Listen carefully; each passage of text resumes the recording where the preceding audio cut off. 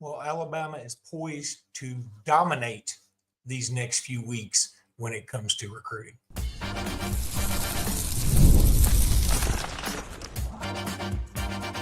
You are Locked On Bama, your daily podcast on the Alabama Crimson Tide, part of the Locked On Podcast Network, your team every day.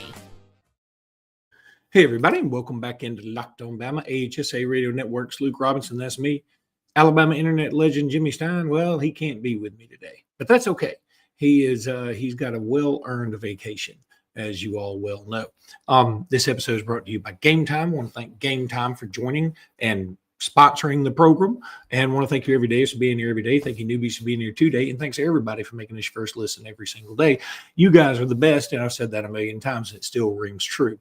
So Hayes Fawcett had a tweet today where he posted an elephant emoji and said ×3, which, breaking down the recruiting code means that Alabama is due for 3 big commitments coming up soon. The question becomes, who are those going to be? Now, let me just run down the list and dates of recruits that are going to be announcing soon. You got Sincere Johnson on June 19th, Xavier Crowell on June 26th, Xavier Griffin on June 29th, Preston Carey on June 30th. Now, he's supposed to officially visit Alabama soon. I don't really know if Alabama's super involved there. We'll see. Cedarian Morgan, CD Morgan, who's at a 7-on-7 camp in Auburn today, and the play-by-play voice of the Benjamin Russell Wildcats, who happens to be a friend of mine, also happens to be a founder of the AHSA Radio Network. Well, he is going to Auburn to do this. He's a big Auburn guy, all truth be told. And he's going today, and so I'm looking forward to getting a report of how CD Morgan did there. But CD Morgan to announce July 2nd. Then Booby Feaster, Ethan Booby Feaster, best name in recruiting so far. He will announce on July 4th. I'm not feeling great about it, but Alabama's got a shot. And then there's Kenny Darby, another wide receiver that's committed to LSU right now. He's going to officially announce on July 4th. Brandon Arrington on July 5th. We all know about him. I don't think Alabama's going to get him, but he will be officially visiting this weekend, and we'll see. Jeriah Edwards on July 5th. That's one I want to talk about. Nick Abrams on July 16th. That one seems like July. When you say you have an announcement date of July 16th and it's June 12th, doesn't it feel like it's 9 months from now, because so many things can happen between now and then? I mean, recruiting is getting so weird that I think that's, saying, hey, I'm going to commit in a month. You may change your mind 10 times between now and then. I want to start, though, with E.J. Crowell. I think Alabama gets him. Look, I'm not telling any secrets here. I'm not breaking any news to you guys. Alabama feels real good about that. He is going to take an Auburn visit, apparently, this weekend.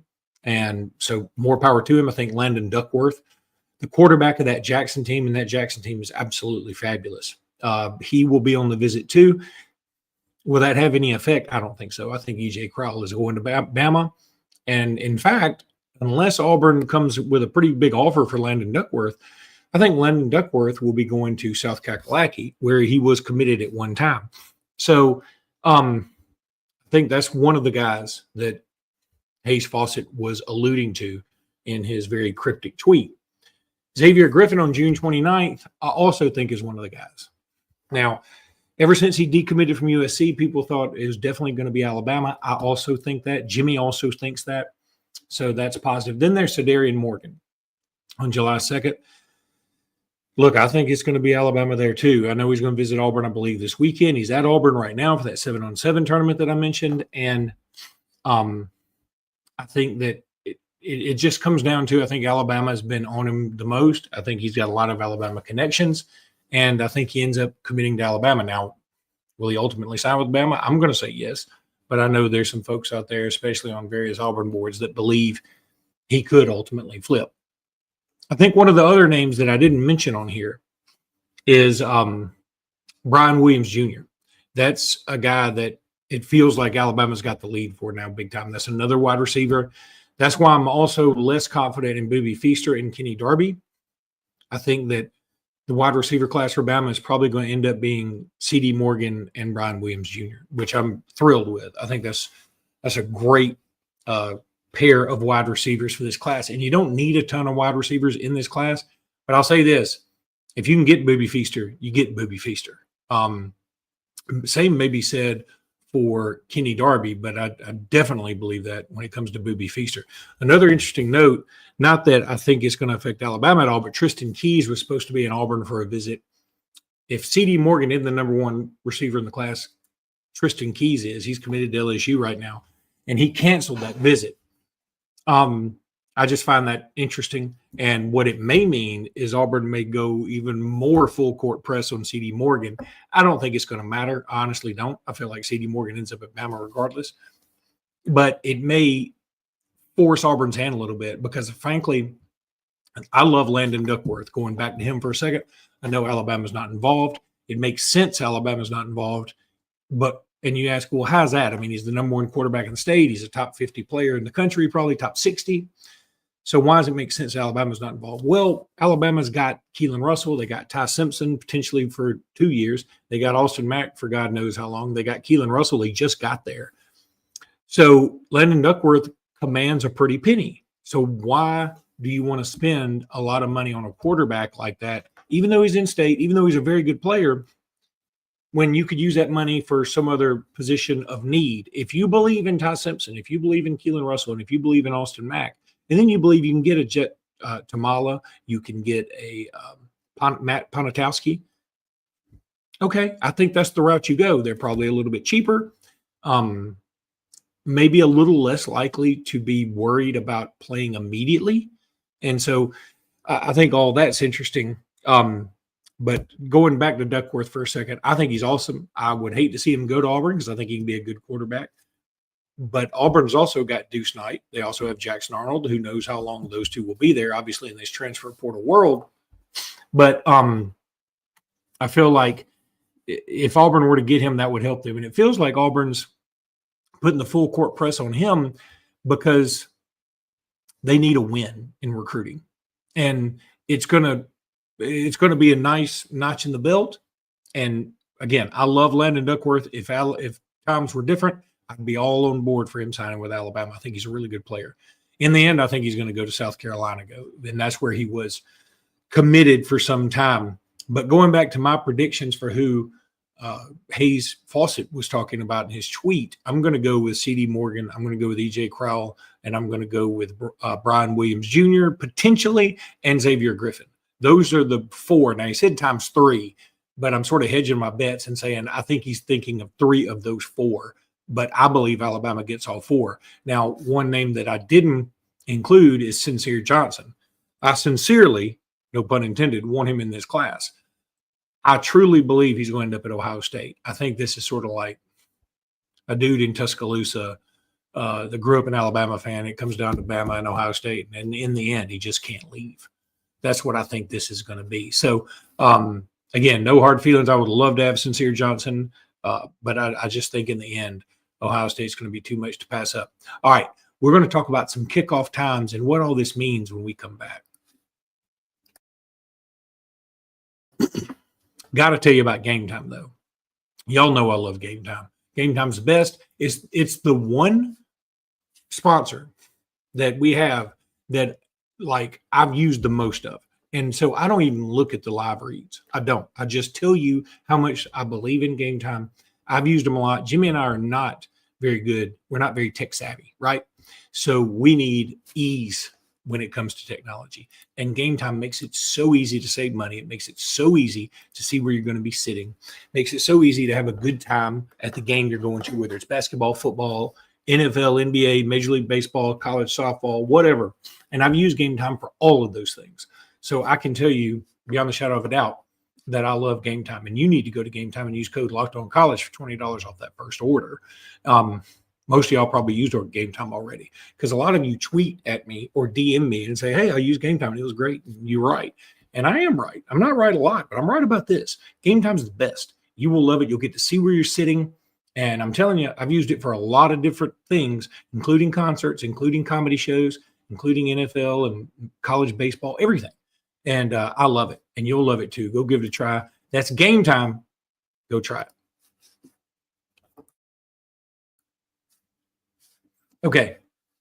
Kickoff times. Some of y'all may not be super interested in this. I get it. I am, because I like to plan my trips. And I'm going to the Florida State game. I hope I see some of you guys there.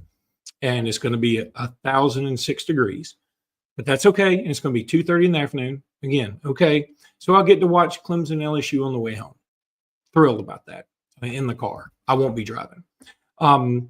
We already knew about that, though. We already knew Louisiana Monroe was 6:45. We already knew we sort of got hosed with Wisconsin at 11. Now, there's some other good games that day, which I get that Alabama, Wisconsin, in the end, it sounds so good on paper. But when you look back at how Alabama beat Wisconsin last year, and I went to that game, by the way, and it was a lot of fun, and I enjoyed being there, and it was at 11 o'clock Central. And that part sucked. But I would much rather this have been a night game just like everybody else. But, okay, the one positive, you got to believe the humidity and the temperature is going to be in Alabama's favor, right? Like, it's going to be just hot as the sun, humidity at 206%.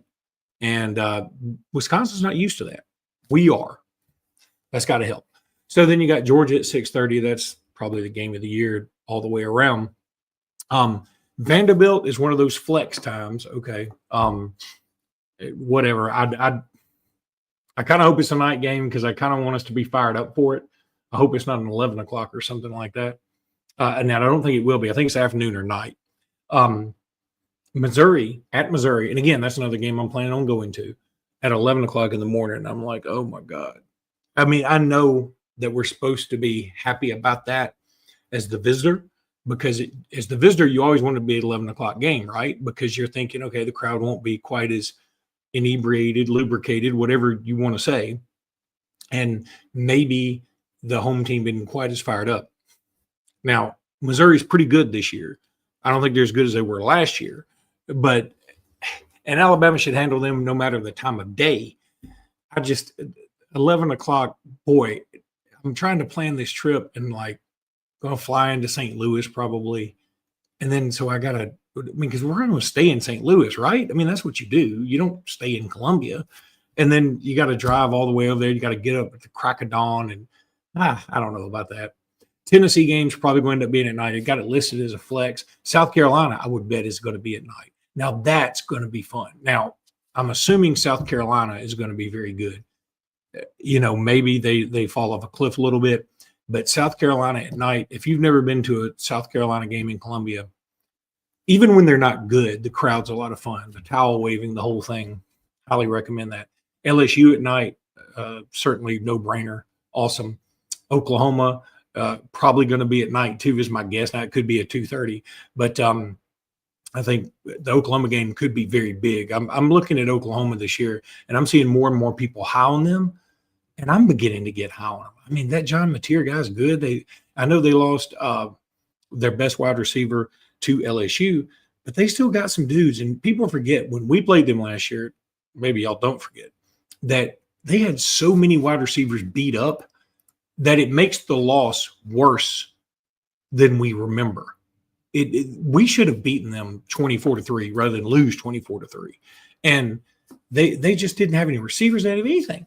So what in the world? I don't want to rehash that anymore. Eastern Illinois at 1 p.m., whatever.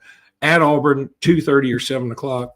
I'm sort of down with Auburn always being at 2:30 because that way you don't get home at midnight. I think somebody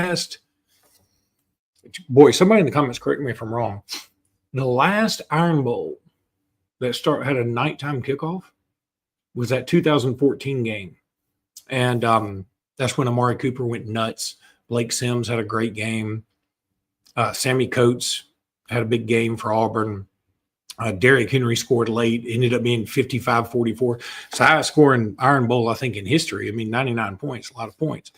And I've told this story before, and because I'm sort of out of topics on the times, I'll tell it again, that what I love about that Iron Bowl, and I remember it so vividly, I was in a Skybox for Service First because my wife does their PR, and they gave us tickets. Very nice.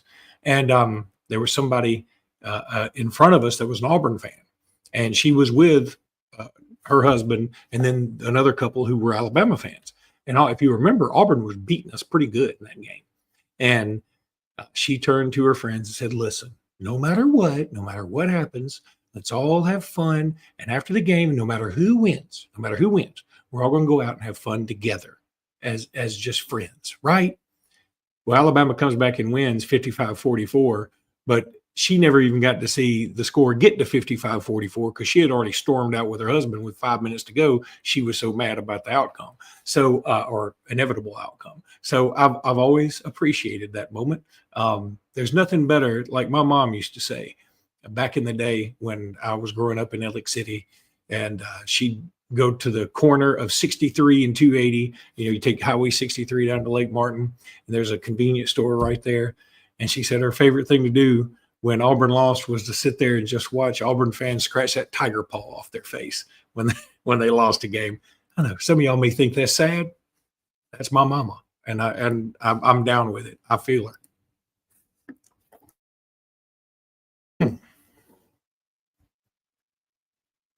Okay, got to talk now about Alabama and Auburn for that matter. I did a short on this last night, but I could go off on this forever. Alabama and Auburn get hosed. I'm talking about completely hosed in the SEC challenge. I mean, give me a break. Alabama hosts Clemson again. Auburn hosts NC State. I mean, I put out the stats last night. Alabama and Auburn have combined for 4 SEC titles and 3 SEC tournament titles in the last 5 years. They each have significantly more wins than Kentucky over those last 5 years. Now, I know some people may say I'm cherry picking and saying, why aren't you saying the last 5 years? Because there's no doubt Kentucky's better historically. Nobody's arguing that. But I'm saying it's not like Alabama and Auburn have been flashes in the pan. They've been awesome. They've been the best 2 teams in this conference. Tennessee right there. Obviously, Florida, because they won the SEC tournament and the national championship this year, people are going to put them in that category as well. But Florida's had their issues until this year, right? So Florida's in the discussion always and forever. I'm not saying that. But the last 5 years has been Bama and Auburn. And just growing up in this state at a time when, basketball has always been underappreciated my whole life. I'm like, I kept saying this. If you watch the podcast, I said this. And I was like, man, I hope we get Duke because I don't even want to get North Carolina at home because we played them at home back in '89 before the '89 Iron Bowl. But I was like, I just want to play Duke at home, or shoot, I don't even go to Duke. By the way, Duke got another home game for some reason, which makes no sense. But Kentucky gets North Carolina. Florida goes to Duke. Okay, Florida, Duke, it's fine. Both of them in the Final Four. I get it, right? Alabama or Auburn should have gotten North Carolina. Now, my take on it would be that I think Auburn probably should have gotten Clemson because Alabama and Clemson have this thing's been they've had their games here recently, right? We had a home and home with them not too terribly long ago. Then we hosted them in the ACC SEC Challenge. They beat us. And then we played them in the Elite Eight that same year and beat them. So, I mean, I'm sort of like, I'm Clemsoned out. And I get it. I mean, the Alabama football Clemson thing's fine. But Alabama maybe should have gotten North Carolina. I even would have been happier, honestly, if Alabama had gotten NC State. Now, a couple of tie-ins there. First of all, Alabama and NC State were in the same Final Four a couple of years ago. Final Four shirt. And Will Wade is the coach.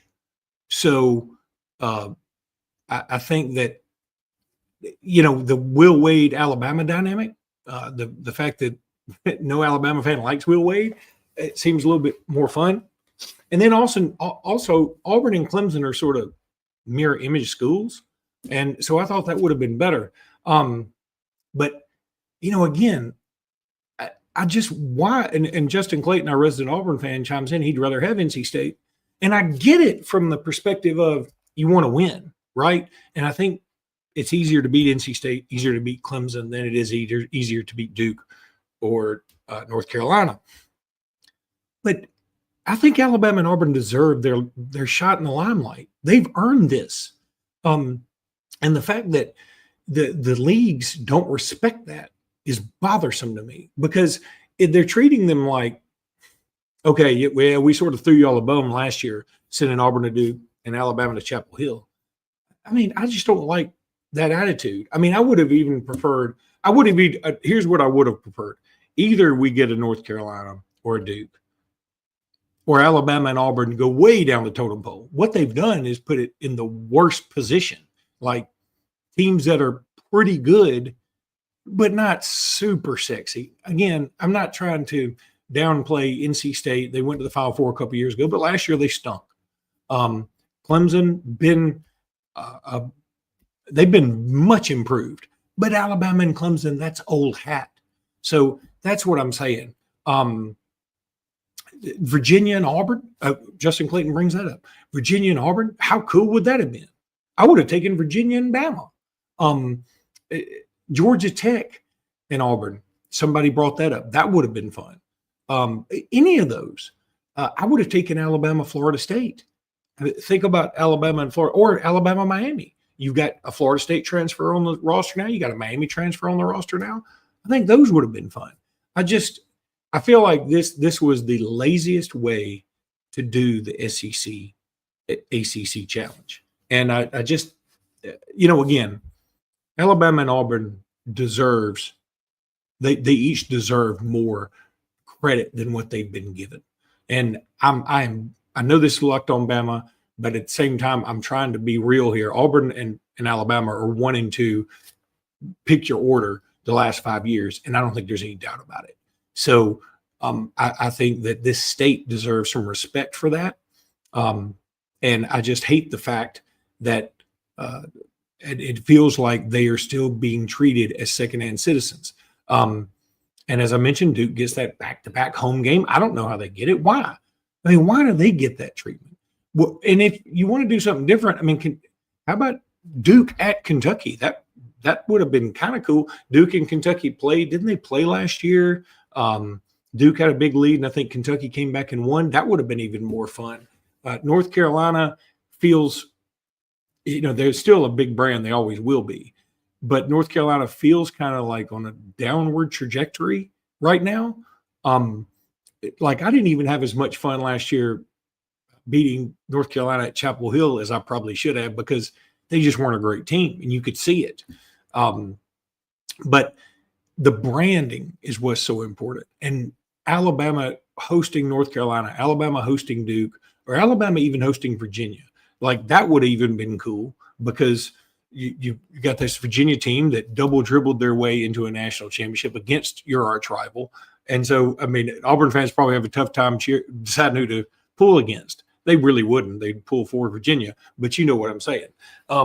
And I think that would have even been sexier than what we ended up with. I just feel like Clemson was the laziest selection you could have for the ACC SEC challenge.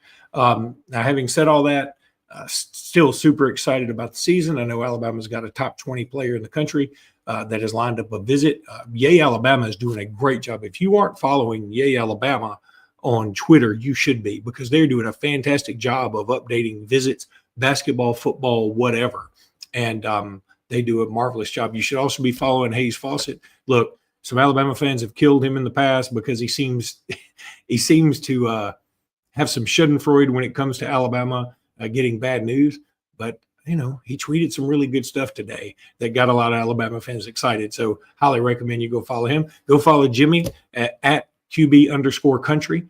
And then you can also follow me at LS Robinson 21. All right, that's going to do it. I want to thank everybody for chiming in on the comments. Appreciate you guys. Just so much stuff out there. I felt like, hey, even with Jimmy not here, I got to put something together. So appreciate you guys sticking with me solo. And until next time, roll tide, everybody.